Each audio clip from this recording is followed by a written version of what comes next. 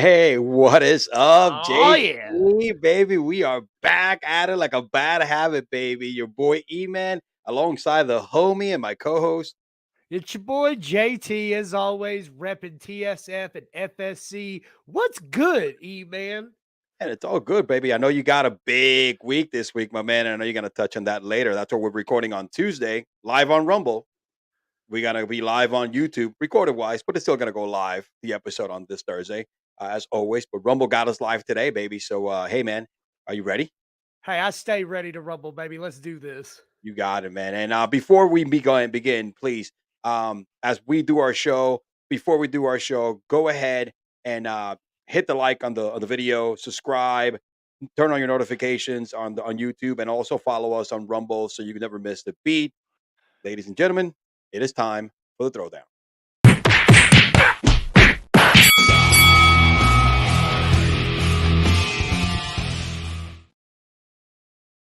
We got a show. We got a lot of bangers today. Yeah, we do. This is the first week, we've had several weeks where it's just like, man, what the hell did we cover this week? But this week it's like, oh, we got to cut this. We got to cut that. A lot of good stuff going on. There was a lot of editing. There was a lot of editing in the in the back this week, talking about the back.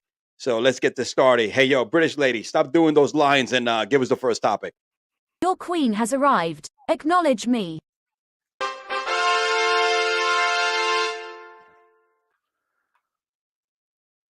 The NFL suspended 5 players last Friday, most notably Detroit Lions wide receiver Jameson Williams.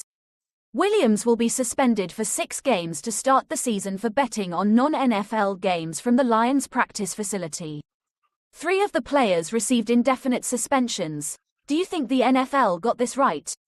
Also, I'm surprised we haven't received word that you 2 dimwits have been indefinitely suspended from this show yet.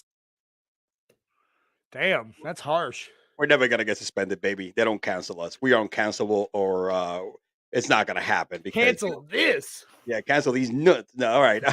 I'm gonna go on first, JT, if you don't mind. Let's keep the flavor going here. And look, honestly, I think this stupid rule needs to be changed, right? The NFL partners with FanDuel and DraftKings. You know what I'm saying? They have such a huge partnership and endorsement about sports betting, especially football. So it's like you have it's like I'm a crack dealer and I have these crackheads working for me and I'm giving them fucking free crack. All right. So at this point, and I get it. And look, let me just say it. Yes, there is a limitation. You have to keep it real with betting on the own NFL games and betting on your own team and stuff like that. I get that one. That one should get the majority of the actual punishment. I'm okay with that.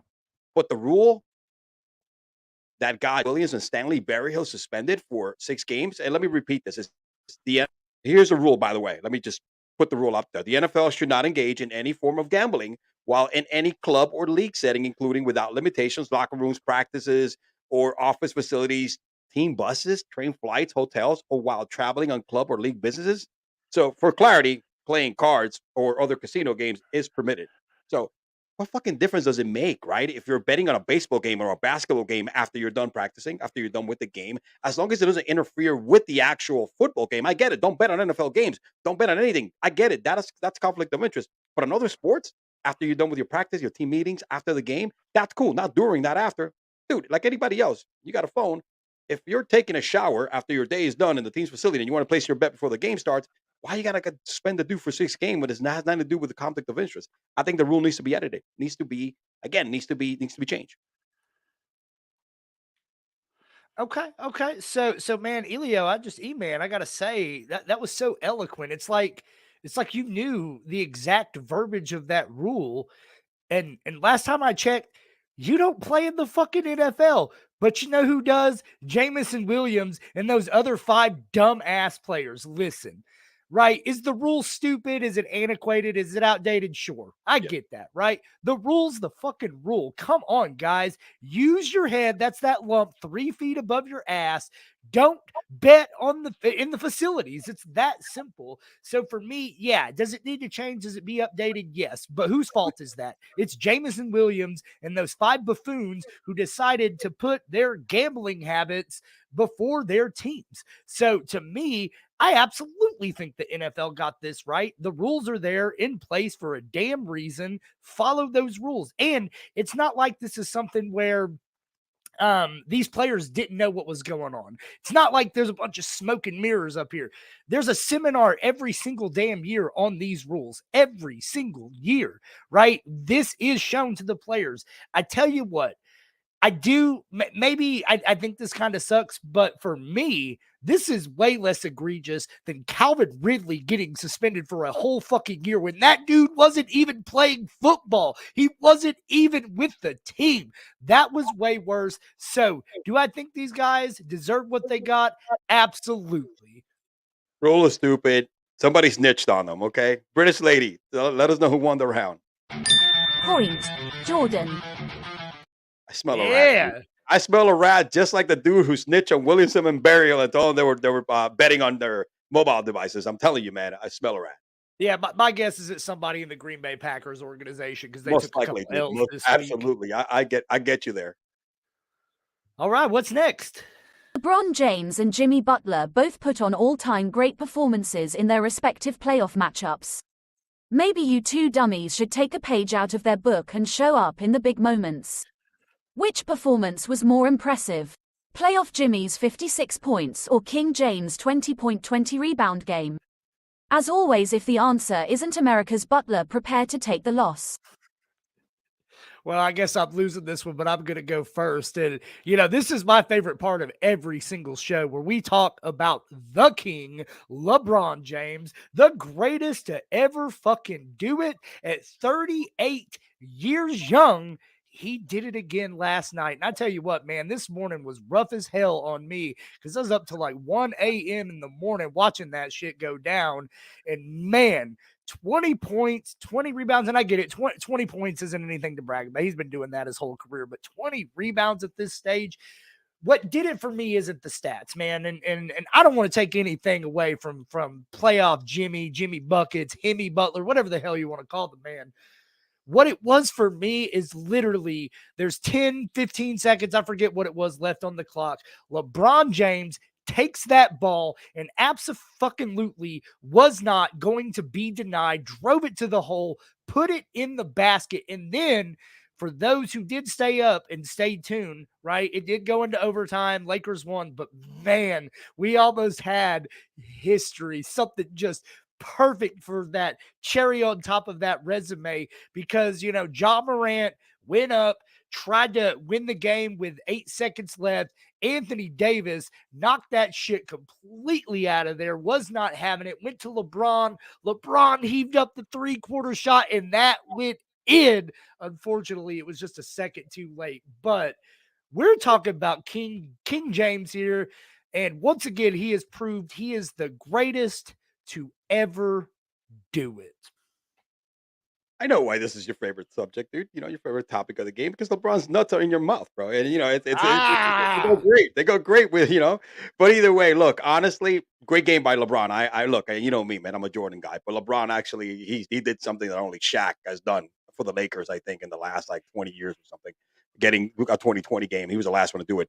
But Jimmy Butler, my friend, 56 points, beating the number one team in the NBA, the best record, regardless of Giannis being hurt and hobbled and not 100%. That team is that damn good. All right. 56 points.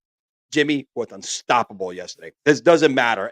Pick and rolls, one-on-one. I mean, I didn't even know what the Bucks were thinking by not double teaming him because, I mean, dude, he's the only one scoring. I mean, 20-something points. Yeah, 20-something points in the fourth quarter. 56 points, all right? 56 points. That is the fourth highest most points in a playoff game, all right? You know who are the other three individuals? Apart from Jimmy, Michael Jordan, Elgin Baylor. Michael has 63 against, the Celtics. Elgin Baylor, I don't know who the hell he did it against, but Donovan Mitchell, I can't believe Donovan Mitchell is in this list. Jimmy with 56. You know who I don't see in this list? LeBron James. So you could take that 2020 and that could be his career highlight. But 56 points last night, 9 rebounds, an efficient 19 for 28 from the field.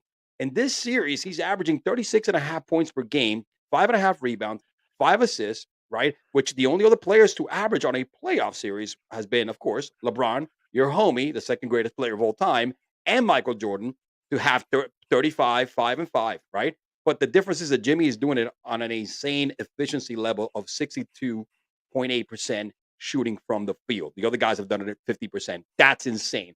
First franchise history and history, I'm sorry, with a 50-point playoff game. Again, I don't see Dwayne Wade in that list for the Heat. I don't see Alonzo Mourning. I don't see the other greats like LeBron James in this list either. Is Jimmy freaking playoff Butler. Okay. He is the man. Right now, he is playing at a historic pace.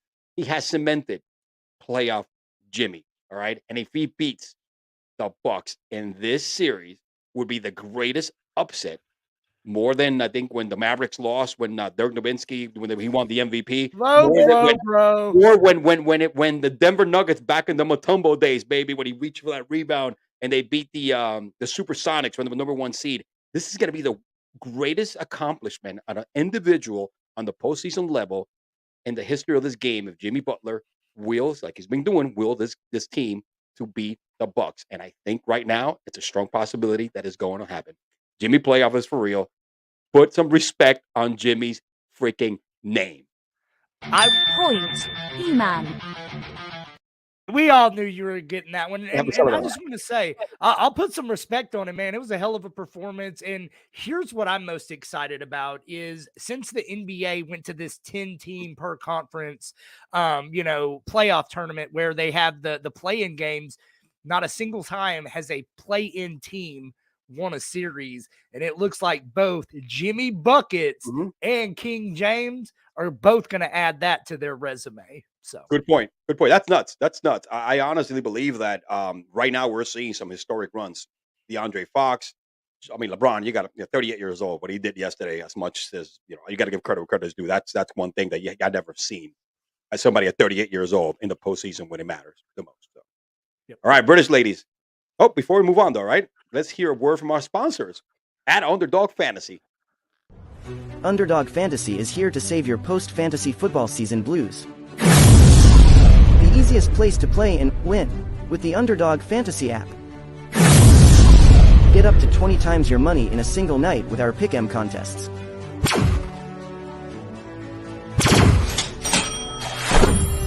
Grab some insurance when setting your picks and win even when one pick fails.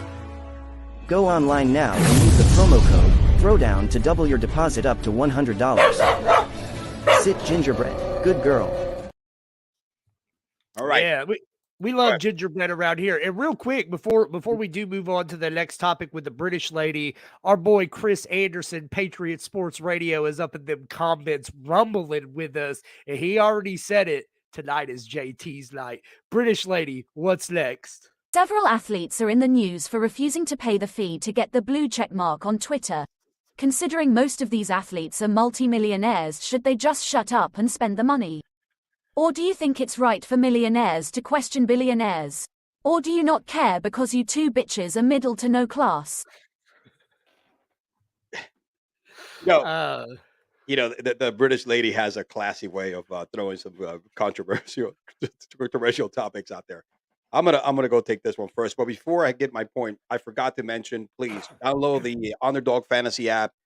Go ahead and use our code Throwdown so we double up to $100 deposit. Okay, don't forget that is very important. It's gonna help us out a lot, and of course, you're gonna use the best fantasy sports app in the business, which is Underdog.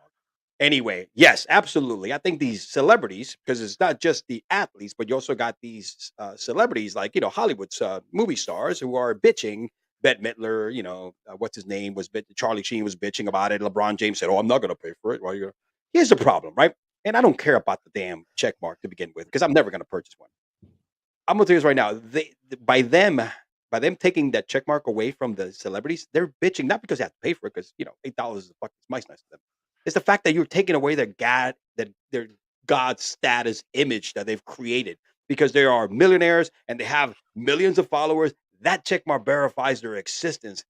We are just a common folk. Well, how dare you give the common folk the same right a millionaire or a billionaire has? That's what bothers these fuckers. That's what bothers these guys. And you know what? I'm okay with it. I'm glad they're doing it. Anybody that wants to be in the same level, pay your $8 a month and let's go, baby. On my case, forget about that. You could wipe your ass without verification. The only verification I need in life is my wives and my kids and my Lord and Savior Jesus Christ. Because with that, I am verified okay for the rest of my life. So, hey, LeBron James and any other celebrity, take and shove that damn blue check mark up your ass and good riddance. So you mentioned the wife, you mentioned the kids, you mentioned the man upstairs, but you didn't mention the most important of all of us, our lovely British host. I'm always looking for her verification, but here we are. Look, I mean, we do this, and all we do is talk about multi-millionaires and what they're doing in their respective sports. I could give two shits less if they have a damn check mark next to their name on Twitter. You kind of said, I'll wipe my ass with it, but I'll wipe my ass with it if LeBron has it. At the end of the day, we're going to know whose account is who. We're going to know who has which of these are the real accounts and all that shit. I don't give a damn if LeBron James wants to be frugal and save that $8 a month. Like, you probably don't need it, Bron, but more power to you, bro. To me, this is a non-topic. I can give a shit less. And Elon, I get it, man. I'm a capitalist too. I'm all about making that money, but no one really gives a shit about this blue check mark. You know, uh, if the British lady, it'll cost you $50 to get verified by her after the show. I'll pay it twice. She charged me. Point, Jordan. That is how you pander, folks. Oh man, this is the fix is definitely in, boys and girls. This is pretty insane. All right, man. Next topic, British lady. Let us know what's next on deck, please. The Aaron Rodgers saga has finally concluded with him being traded to the disgusting New York Jets. Now that the drama is over for now, who will have the better season? The Green Bay Packers or the New York disgusting Jets? And if you take the disgusting Jets side, I will most likely not give you any points. Ooh, okay. I'm gonna go first on this one, and I think I'm probably gonna win this topic, but we'll see. We'll see what happens. So, spoiler alert here, fellas, ladies, children of all ages. Both of these teams are gonna suck. Period. Like, this doesn't. I get it. Yeah, great. We had Aaron Rodgers, future Hall of Famer, whatever. Fuck that guy. This right here is Aaron Rodgers' swan song. This dude wants to be Brett Favre so damn bad. It is ridiculous. He goes from arguably the worst division in football to arguably the best division in football. Rodgers, for his career, 59-24-1 against the NFC East. He has their nuts in a vice grip, kind of like me with my King James. Against the AFC East, much smaller sample size, 7-5, barely 500, barely over 500. And that's when the division was a little bit watered down and really just led by Tom Brady, right? We want to talk about some other GOATs. Right now, the Bills are a Super Bowl threat, legitimate Super Bowl threat. America's team, the Miami Dolphins, legitimate Super Bowl threat. And listen, nobody thinks the Patriots are going to do shit this year, but everybody knows every Bill Belichick team, that's not an easy win. That defense is coming for you every single time. The Packers may suck, but Elio, E-Man, bro, tell me, who is shaking in their boots over Justin Fields, Kirk Cousins, and Jared fucking Goff? Nobody. It was actually a good value. They didn't give up a lot. They didn't sacrifice the lamb, for Aaron Rodgers. I mean, if you look at the package the Jets gave up, I mean, I think the Packers got what they deserved, right? Swap picks in the first round from 13th to 15th, number 42 overall in the sixth round, 207, and all that good stuff. And of course, there's an incentive of 65% of the plays. If Roger plays in 2023, then next year they'll get a first pick, and if he doesn't, it'll be a second round pick. So you have some stuff that was tied down here that kind of gave a little bit of an out or a security blanket for this particular trade. And I get it. Aaron Rodgers went from a division that he could probably, with some adjustments and some new additions to the team, kind of win. But he went to one of the toughest divisions. But I think with the squad that the Jets have, basically with Brees Hall, who's going to come back like an animal. He's a beast, all right? Garrett Wilson, he's that guy's a number one. They signed his security blanket in Alan Lazard. honestly, I think they could finish second in that division. Honestly, they're gonna look. I'm sorry, America's team, and I'm just shooting myself now for this point. But I'm sorry, America's team, but I think the Jets, if they invest in that offensive line with that great defense that Aaron has never had such a solid defense like he's gotten to step into.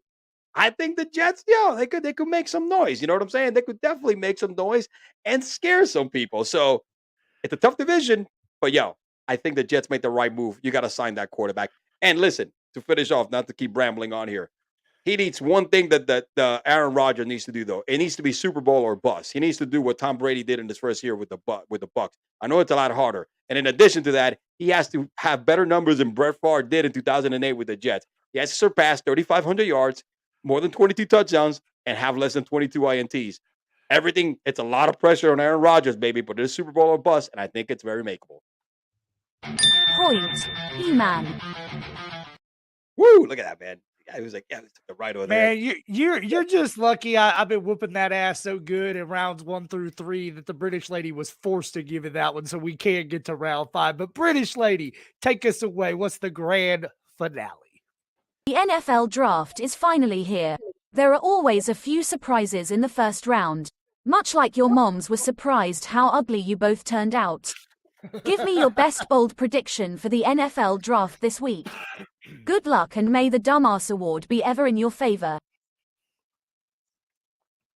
Elio? I'll go first. And I think that was the A bowl I bought the British lady last week. She's repaying it back. You know what I mean? So I think she's very happy. And I know where you're going. I know your head. I was gonna say LeBron. I know your head, Jordan, Mr. Jordan Thomas. So I'm gonna go different with my surprises. I'm gonna give you 3 different surprises of what I think, and I'm not gonna ramble on too long here. But here are some of the players that I think are gonna sneak into that first round. Who right now people don't think so. But first, I'm gonna go with center Joe Tippmann from Wisconsin. Right, this guy's draft position has moved a lot, especially has done a monumental shift. Right now, with Vegas has him at minus 140 in all the certain betting markets to sneak right into the first round. My New York Giants, who have 26 overall, looks like they might be a natural fit for this kid because we need to protect Danny Dimes. And general manager Joe Schoen lost his starting center. We lost our starting center this year in free agency. So Tippmann makes a nice flawless step into the starting lineup as Brian Daboll can make a potential pivot, for the next 10 season to have a center there for a while. You know what I'm saying? So Tippmann is tough and a nasty offensive lineman and has incredible power and athleticism for somebody that blocks. All right. So, and he's a good advanced run blocker kind of guy. That's my first surprise. Second, Trenton Simpson, linebacker from Clemson, right? A great shot to sneak in. He's athletic. His athletic side is insane and upchart. He's 6'2", 235. And he has a 77.5 wingspan. He's fast. He has the second best time in the combine he ran a 4.43, the 40-yard dash at 4.43. 25 bench reps. This guy is insane. Also, by the way, a 40.5-inch vertical leap. So this dude is a project though, because he played one full season as a linebacker, but he's a guy that can come in, and he's been compared to the great 4-time Pro Bowler Anthony Barr. This guy has a chance. My last guy is, and I'm gonna butcher this guy's name. Oh man, Adetomiwa Adebawore. He's an edge rusher. Bless you. Yeah, from Northwestern. Yeah, we're gonna get sued. This guy actually put one of the best performances in the NFL's the scouting combine in the history. He's 6'1", 282, ran an insane 40-yard dash at 4.49, which places him in the 97th percentile among all times at that position. So he is viewed as a 3-down defender who has the ability to move around in formations and play in different packages, right? The Saints are 29, the Eagles at 30, and the defending Super Bowl champions, the Kansas City Chiefs at 31, all need an edge rusher. And I think, God, I'm going to butcher this guy's name again. Adebawore has the tools that can provide that opportunity and be picked in the first round. That's some riveting stuff there, man. I love hearing about, sinners and, hearing the names of guys who can't be pronounced by North American tongues at 11:30 at night. But listen, this show is all about the GOATs. It's all about being big time. Let's talk about some fucking quarterbacks, Elio. Look, we know for a fact CJ Stroud, Will Levis, Bryce Young, Anthony Richardson, they're locked in. We got 4 quarterbacks we know that are going to go in the first round. But Everybody needs a good hooker now and again. And I think Hendon Hooker is going to sneak his sexy little ass right in the end of that first round. He is primed to go in and be selected by Pete Carroll and the Seattle Seahawks at pick number 30. Look, Geno Smith balled out, came the fuck out of nowhere last season, man. Mad props to Geno. But we all know that Geno, and he got his money, man. He got his years, he got his contract. But end of the day, he's not the future of that team.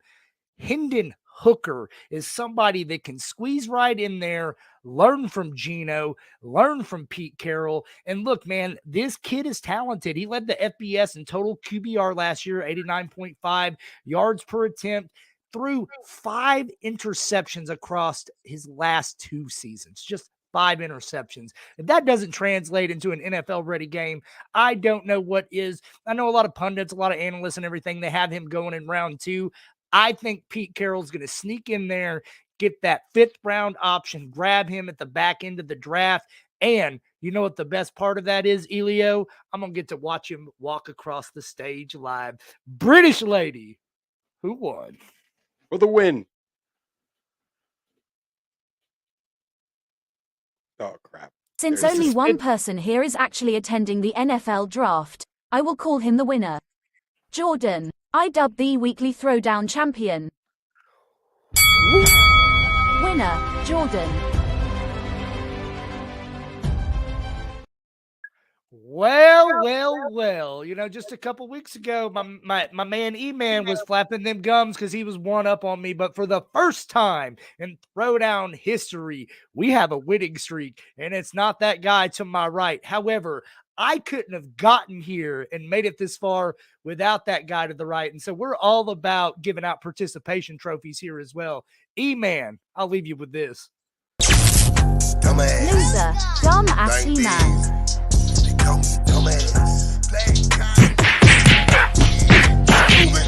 You got knocked the fuck out. Yeah. And hey, guys, you know what we do at this point. British lady, sing my music.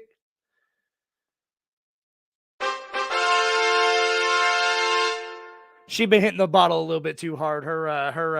Her nerves are a little shot, and she's not as quick as she used to be. Kind of like that center from Wisconsin or whoever the hell Elio was talking about. But anyway, it's the most wonderful time of the year, folks. It is NFL draft season. The wait is over. NFL is back. This Thursday, we get to watch 32 men walk across the stage, and then we get to watch so many more after that, probably walking across the stage, but get to realize their dreams coming true. And sticking with that theme, help me make my dream and E-Man's dream and all of us here at Fantasy Sports Corporation's dreams come true. We are here. We're here to stay. This locomotive is picking up steam, and it is not slowing down anytime soon.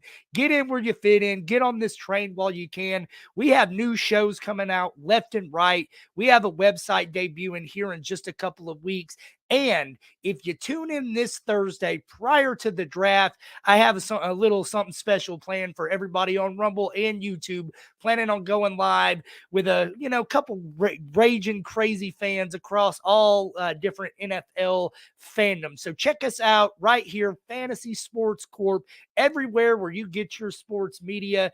Don't forget, like and subscribe. Special thanks once again to our partners, Underdog. Make sure you go and throw down a $100 deposit using the code Throwdown, and we'll match that and throw down another 100. We'll see you next week. Peace, everybody.